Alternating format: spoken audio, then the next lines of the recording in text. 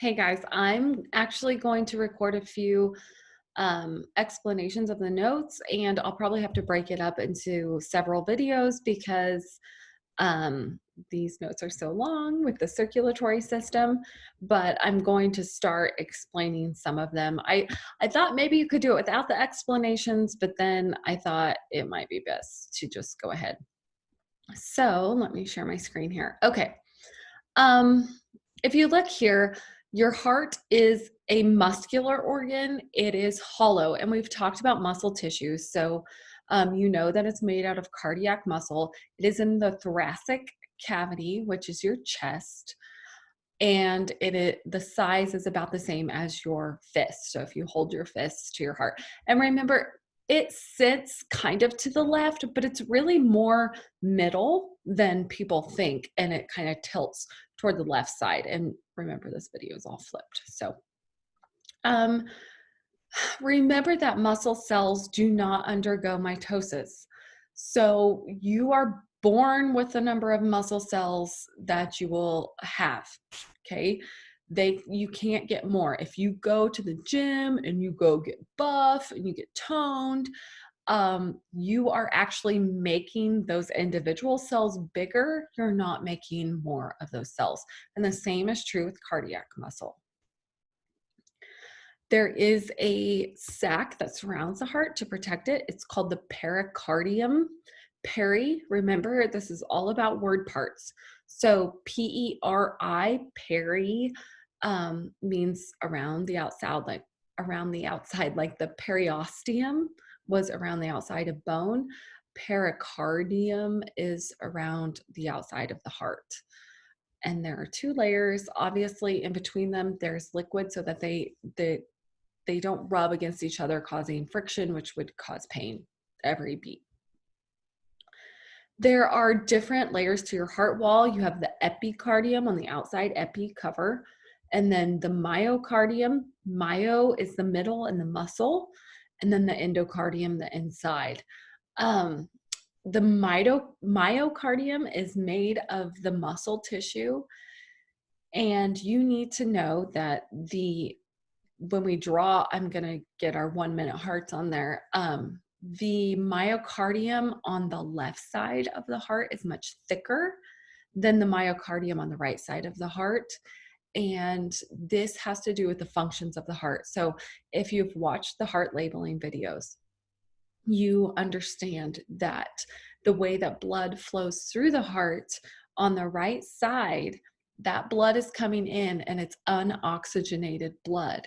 And so that blood then needs to go get oxygen, and it gets that oxygen at the lungs. So the right side of the heart only has to pump blood to the lungs, which is really close there. So it doesn't have to be very muscular. It picks up its oxygen at the lungs, and then it comes back into the left side of the heart. And that from there is oxygenated. It needs to go to the entire body. So that's why the left side of the heart is thicker muscle. It has to pump harder with more force to get the blood to the entire body, whereas the right side just has to get the blood to the lungs.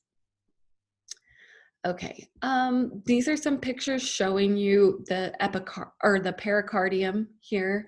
Shows the pericardial sac. This is a picture of the heart. Okay, obviously you have the right side here. This would be the superior vena cava coming down into the right atrium and the right ventricle. You have the tricuspid valve.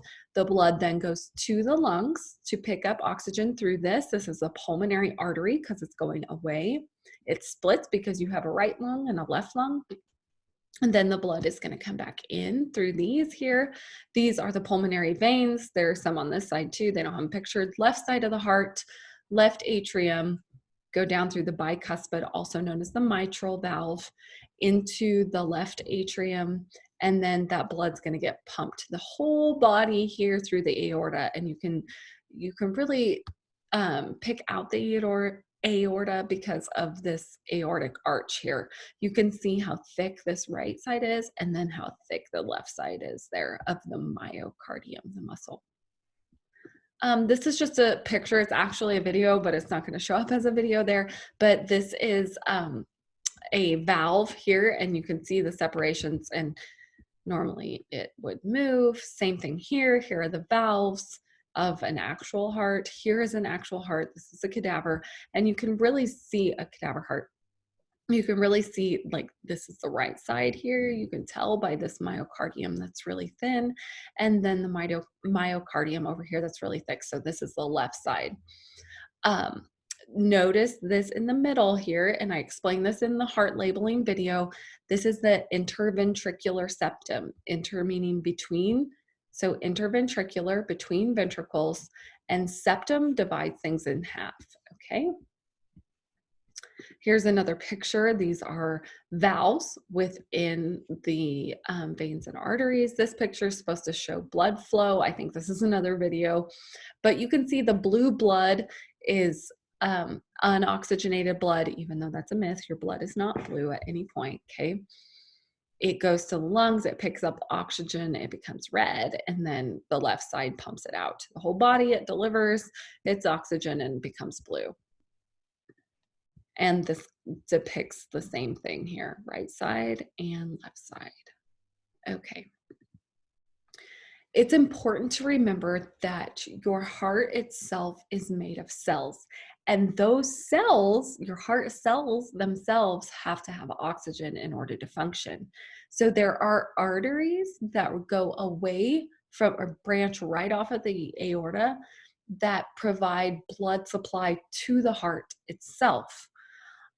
These arteries are called coronary arteries, and they are right on the front of the heart. I'll get my heart model in the next video to show you. But I used to have a basketball coach that used to say, "You guys are going to give me a coronary." And what she meant by that was a heart attack, because we were probably doing something wrong and driving her crazy. But a coronary, that meant that a heart attack, it would stop blood to the heart itself. And that's what happens in a heart attack, is when those vessels get clogged that are feeding the heart. And remember, once muscle dies, we can't make more. It is amitotic. And so if those muscle cells, especially in the heart, die, that can be very, very dangerous. Okay, so that's the first set of notes, and I will be back at some point to share the rest.